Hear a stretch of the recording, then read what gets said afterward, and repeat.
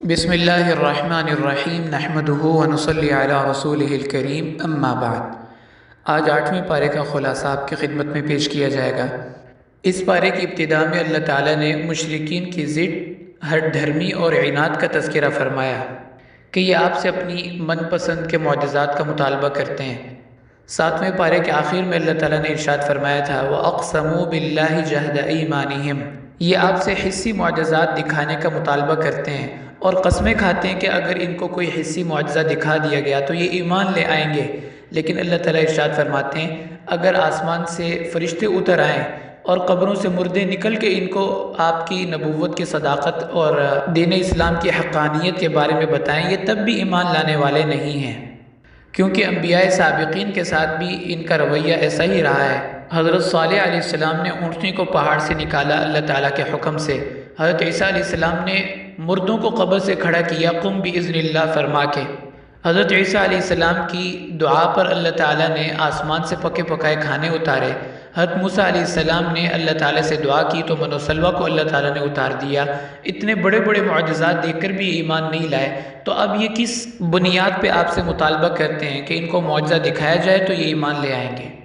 اس لیے آگے آپ صلی اللہ علیہ وسلم کو تسلی دی وَكَذَلِكَ جَعَلْنَا لِكُلِّ نَبِيٍّ عَدُوًّا شَيَاطِينَ الْإِنسِ وَالْجِنِّ يُوحِي بَعْضُهُمْ إِلَى بَعْضٍ زُخْرُفَ الْقَوْلِ غُرُورًا، کہ آپ ان کی دشمنی سے پریشان نہ ہوں۔ سابقہ انبیاء علیہ الصلاۃ والتسلیم کے ساتھ بھی ایسا ہوتا رہا ہے کہ انسان اور جنات ان کے دشمن ہوا کرتے تھے اور ان کے راستے میں رکاوٹیں ڈالتے رہتے تھے، اس لیے آپ پریشان نہ ہوں، یہ پہلے انبیاء کے ساتھ بھی ہوتا رہا ہے۔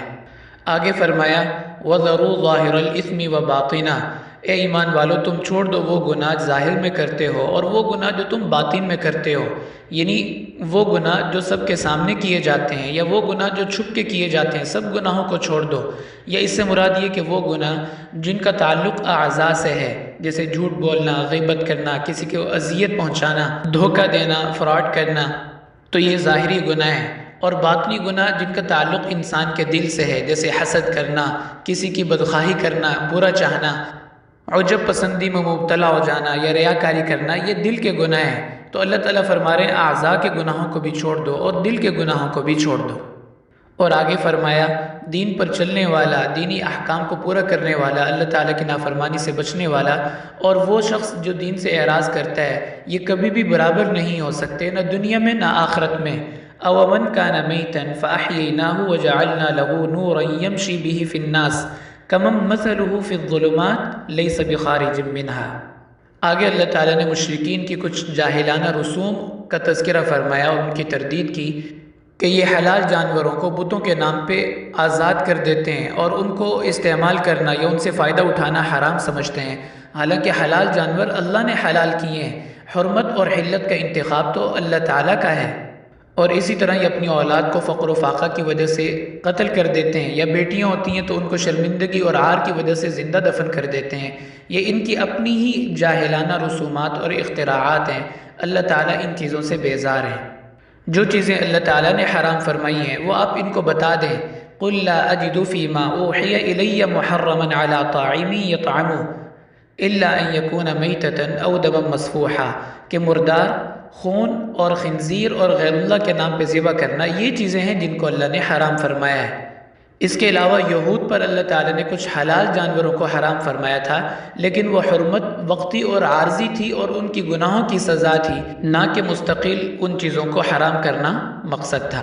اس کے بعد اللہ تعالیٰ نے ان 10 چیزوں کو بیان فرمایا جن کی حرمت تمام آسمانی مذاہب کے اندر مشترکہ اور متفق علیہ تھی، یعنی تمام ادیان سماویہ کے اندر ان چیزوں کو حرام سمجھا جاتا تھا۔ اور اس آیت کو لانے کا مقصد یہ ہے کہ جس طرح بعض کھانے پینے کی چیزیں اللہ نے حرام کی ہیں، اسی طرح بعض اخلاق اور عادات اور بعض افعال بھی اللہ نے حرام فرمائے ہیں۔ قُلْ تَعَالَوْا أَتْلُ مَا حَرَّمَ رَبُّكُمْ عَلَيْكُمْ أَلَّا تُشْرِكُوا بِهِ شَيْئًا۔ اس آیت مبارکہ میں اللہ تعالیٰ نے 10 چیزوں کو بیان فرمایا۔ اللہ تعالیٰ کے ساتھ کسی کو شریک نہ ٹھہرایا جائے، والدین کے ساتھ حسن سلوک کرنا یعنی ان کی نافرمانی سے بچنا، اپنی اولاد کو رزق کے خدشے سے قتل نہ کیا جائے، بے حیائی اور ہر قسم کے برے کام سے احتراز کیا جائے، کسی بے گناہ آدمی کو ناحق قتل نہ کیا جائے، یتیم بچوں کے مال میں تصرف نہ کیا جائے، ناپ تول میں کمی نہ کی جائے، عدل و انصاف کا ترازو برقرار رکھا جائے، کسی کے ساتھ ظلم اور زیادتی نہ کی جائے، اللہ تعالیٰ کے عہد کو پورا کیا جائے اور صراط مستقیم پر چلا جائے۔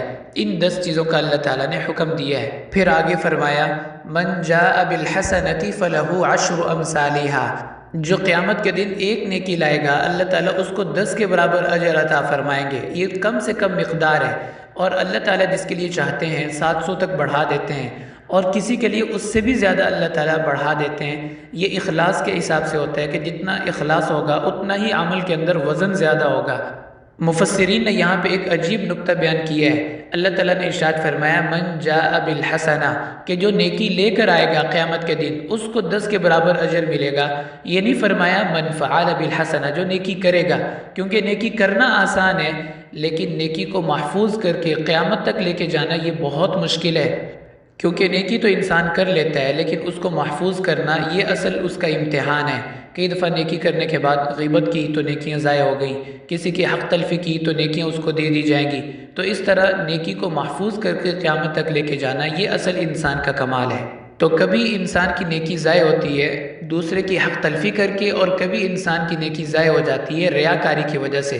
اس لیے اللہ تعالیٰ نے آگے فرمایا قل ان صلاتی ونسکی ومحیای ومماتی للہ رب العالمین، کہ جو بھی نیک عمل کریں اس کو اللہ کی رضا کے لیے اخلاص نیت کے ساتھ کریں تو اس نیکی کا اجر اللہ تعالیٰ قیامت کے دن عطا فرمائیں گے۔ نیک عمل کے قبول ہونے کے لیے علماء نے 3 شرطیں لکھی ہیں۔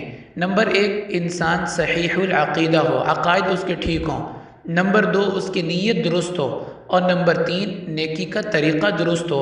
ایسا نہ ہو کہ اپنی طرف سے کسی چیز کو نیکی تصور کر لیا جائے اور اس کو کرتے رہیں نیک سمجھ کے، یہ تو بدعت ہے، یہ تو گناہ ہے، اس کو نیکی نہیں کہا جا سکتا۔ یہ 3 چیزیں ہوں گی تب وہ عمل نیک بنے گا۔ اس مضمون کے ساتھ اللہ تعالیٰ نے سورۃ الانعام کو مکمل فرمایا۔ آگے ہے سورۃ الاعراف۔ اعراف کہتے ہیں حد فاصل کو، دیوار کو یا وادی کو۔ یہ اس وادی کو کہا جاتا ہے جو جنت اور جہنم کے درمیان ہوگی۔ اس میں کون لوگ ہوں گے؟ مفسرین فرماتے ہیں کہ جن لوگوں کی نیکیاں اور گناہ برابر ہوں گے ان کو وہاں رکھا جائے گا، یا کافروں کے بچے جو بلوغت سے پہلے فوت ہو گئے ان کو وہاں پہ اللہ تعالیٰ رکھیں گے، لیکن آخر کار پھر اللہ تعالیٰ کی رحمت متوجہ ہوگی اور ان کو بھی جنت میں داخل کر دیا جائے گا۔ اس صورت کی ابتداء میں آپ صلی اللہ علیہ وسلم کو تسلی دی گئی، کتاب انزل الیک فلا یکن فی صدرک حرج، کہ دین کی دعوت دیتے ہوئے اور لوگوں کی مخالفت کا سامنا کرتے ہوئے آپ پریشان نہ ہوں، کیونکہ ان کا ایمان لانا اور نہ لانا یہ آپ کے اختیار میں نہیں ہے، اللہ تعالیٰ کا فیصلہ ہے کہ کس کو ہدایت دینی ہے اور کس کو نہیں دینی۔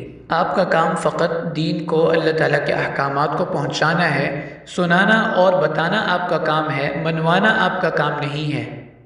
اس لیے آگے فرمایا والوزن یومئذ الحق، کہ اللہ تعالیٰ قیامت کے دن فیصلہ فرمائیں گے۔ جس نے اچھے اعمال کیے ہوں گے، نیکی تقوی کی زندگی گزاری ہوگی، اس کی نیکیوں والا پلڑا بھاری ہوگا اور وہ جنت میں چلا جائے گا، اور جس نے برے اعمال کیے ہوں گے، کفر پر زندگی گزاری ہوگی، اس کا نامہ اعمال اس کو بائیں ہاتھ میں دیا جائے گا اور وہ زندگی کی بازی ہار جائے گا، اور ہمیشہ کی ناکامی، شرمندگی اور ہلاکت اس کا مقدر بنے گی۔ اس کے بعد اللہ تعالیٰ نے حضرت آدم علیہ السلام کی تخلیق اور پھر ان کو مسجود ملائکہ بنایا، اور اللہ تعالیٰ نے اشرف المخلوقات کا ٹائٹل ان کو عطا فرمایا، اس کا تذکرہ ہے، اور شیطان نے ان کے ساتھ دشمنی کی، اس کو بیان کیا۔ مقصد یہ ہے کہ خیر اور شر کا مقابلہ یا نیکی اور بدی کا تقابل یہ روز اول سے ہے اور قیامت تک چلتا رہے گا۔ اللہ تعالیٰ کا تکوینی معاملہ اور فیصلہ یہی ہے۔ سورۃ الاعراف کی ایک خاص بات یہ ہے کہ اس میں اللہ تعالیٰ نے یا بنی آدم کے لفظ سے خطاب فرمایا، اے آدم کی اولاد۔ یہ انداز تخاطب اللہ تعالیٰ نے قرآن پاک میں کہیں اور استعمال نہیں فرمایا، اے آدم کی اولاد، لیکن اس صورت میں 4 جگہ اللہ تعالیٰ نے یہ لفظ استعمال فرمایا۔ پہلی بات فرمائی یا بنی آدم قد انزلنا علیکم لباسا یواری سوآتکم وریشا ولباس التقوی ذلک خیر، کہ شیطان کی خباثت کی وجہ سے آدم اور حضرت حوا علیہ السلام کو جنتی لباس سے محروم کر دیا گیا، جنت سے ان کو نکال دیا گیا۔ تو لباس نعمت ہے جس سے انسان اپنا ستر چھپا لیتا ہے، اور ستر کا ڈھانپنا یہ تقوی کے اندر شامل ہے۔ اسی طرح لباس معنوی یعنی تقوی اختیار کرنا یہ لباس ظاہری سے بھی زیادہ اہم ہے۔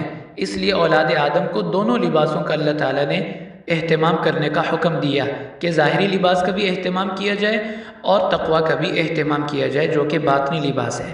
اس پر مفسرین نے ایک عجیب نقطہ بیان فرمایا کہ جب شیطان کسی پر حاوی ہوتا ہے تو کوشش کرتا ہے کہ اس کا لباس کم کر دیا جائے یا اس کا لباس ختم کر دیا جائے۔ اس لیے بے حیائی اور فحاشی یہ شیطان کا عمل ہے۔ جس طرح اس نے حضرت آدم علیہ السلام کو جنت کے لباس سے محروم کیا، وہ دنیا میں چاہتا ہے کہ ان کی اولاد کا لباس اتار دیا جائے اور ان کو بے حیائی اور فحاشی میں مبتلا کر دیا جائے۔ اس کے بعد 10ویں رکوع کی آیت نمبر 27 میں اللہ تعالیٰ ارشاد فرماتے ہیں، یا بنی آدم لا یفتننکم الشیطان، کہ آدم کی اولاد خیال کرنا شیطان تمہارا اسی طرح دشمن ہے جس طرح تمہارے جد امجد حضرت آدم علیہ السلام کا دشمن تھا۔ ان کو جنت سے نکالا اور تمہیں جنت میں جانے سے روکنا چاہتا ہے۔ اس کی باتوں میں نہ آنا، اللہ تعالیٰ کے احکامات کو پورے کرتے رہنا۔ پھر اس کے بعد 10ویں رکوع کی آیت نمبر 31 میں فرمایا، یا بنی آدم خذوا زینتکم عند کل مسجد، کہ خاص طور پہ نماز کے وقت اچھے لباس اور پورے لباس کا اہتمام کرنا اور کھانے پینے میں اسراف سے بچنا، کیونکہ اسراف نعمتوں کو ضائع کرنا اللہ تعالیٰ کو ہرگز پسند نہیں ہے۔ اسراف اور تبذیر میں فرق ہوتا ہے۔ اسراف کہتے ہیں جائز کاموں میں ضرورت سے زائد خرچ کرنا، اور تبذیر کا معنی ہوتا ہے گناہوں میں خرچ کرنا، چاہے تھوڑا ہو یا زیادہ ہو۔ اور اسراف بھی گناہ ہے لیکن تبذیر اس سے بڑا گناہ ہے۔ اس لیے قرآن پاک میں اللہ تعالیٰ فرماتے ہیں، ان المبذرین کانوا اخوان الشیاطین، کہ مبذرین یہ شیطان کے بھائی ہیں، یعنی جو گناہ کے کاموں میں اپنا پیسہ خرچ کرتے ہیں۔ تو اسراف بھی برا ہے، مال کو ضرورت سے زائد خرچ کرنا، اور تبذیر اس سے بھی بڑا گناہ ہے کہ حرام کاموں میں اپنا مال خرچ کرنا۔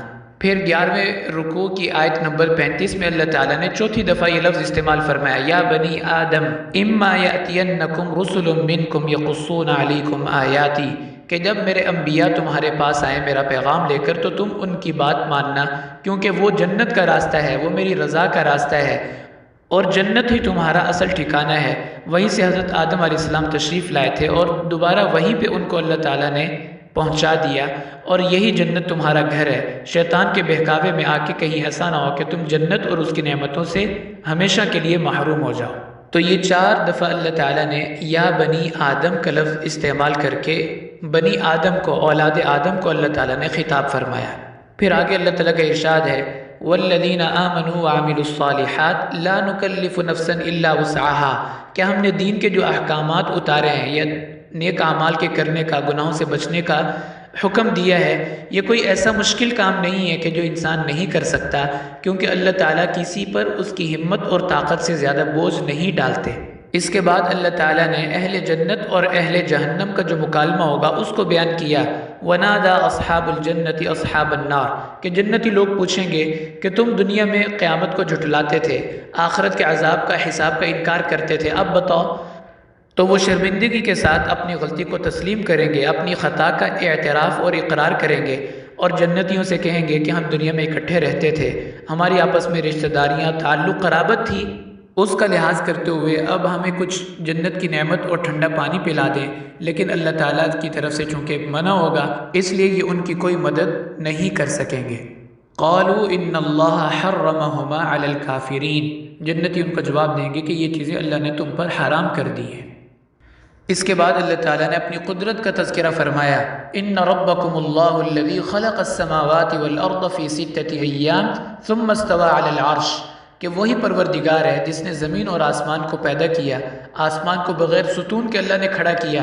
کوئی اپنے گھر کی چھوٹی سی چھت بغیر ستون کے نہیں کھڑا کر سکتا۔ اللہ تعالیٰ نے 7 آسمان اور اتنے بڑے بڑے اللہ تعالیٰ نے طبقات بغیر ستون کے، بغیر سہارے کے اللہ تعالیٰ نے پیدا فرمائے۔ یہ اللہ تعالیٰ کی کامل قدرت کی نشانی ہے۔ اس کے بعد اللہ تعالیٰ نے سورج، چاند، ستارے اور ان بڑی بڑی مخلوقات کا تذکرہ کیا جن کے بارے میں مشرکین بھی یہ تسلیم کرتے تھے کہ ان کو اللہ تعالیٰ نے ہی بنایا ہے، اللہ تعالیٰ نے ہی ان کو پیدا کیا ہے۔ اس کے بعد اللہ تعالیٰ نے بطور مثال کے 5 انبیاء اور ان کی اقوام کا تذکرہ کیا، حضرت نوح علیہ السلام، حضرت ہود، حضرت صالح، حضرت لوط اور حضرت شعیب علیہ السلام۔ ان اقوام نے جن جرائم کا، گناہوں کا ارتکاب کیا، ان کی وجہ سے اللہ تعالیٰ کی طرف سے کلی تباہی نازل ہوتی ہے، یعنی جن گناہوں کا یہ ارتکاب کرتے رہے اس کی وجہ سے ان کے اوپر عذاب آیا۔ آج بھی اگر کوئی ان کا ارتکاب کرے گا تو اللہ تعالیٰ اس کو بھی اسی طرح سزا کے اندر مبتلا کریں گے، دنیا میں بھی اور آخرت میں بھی اس کا انجام برا ہوگا۔ تو 5 گناہ ایسے ہیں جن کی وجہ سے اللہ نے پوری کی پوری قوم کو صفحہ ہستی سے مٹا دیا۔ نمبر 1، کفر اور شرک۔ اس کی بدترین مثال قوم نوح ہے، جنہوں نے شرک کا ارتکاب کیا۔